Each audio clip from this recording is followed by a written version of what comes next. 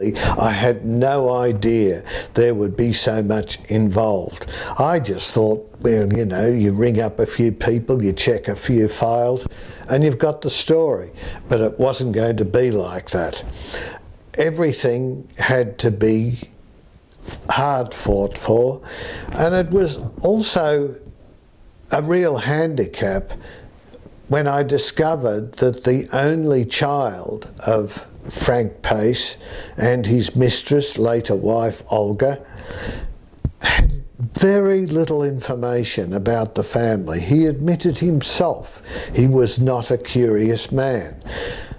And when I first met him, I was very cautious about how I approached him because it was a sensitive matter. But when I rang him up and said that I would like to talk to him because his father had been married to my great aunt, there was quite a pause, and he didn't know whether he wished to speak to me. So it was left for 24 hours. He decided he would speak to me.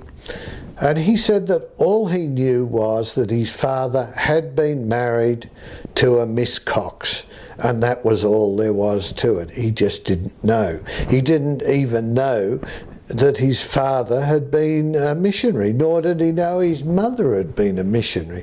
Now this is extraordinary, and this is one of the most extraordinary elements of the story, is how Frank Paice and Olga Paice, née Johnson, managed to eradicate 6 years or so of their life from their story.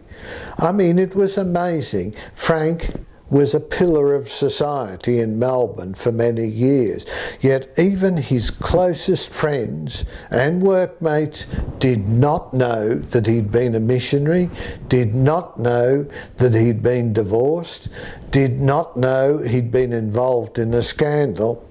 So I thought that was amazing, how you could keep something like that such a secret.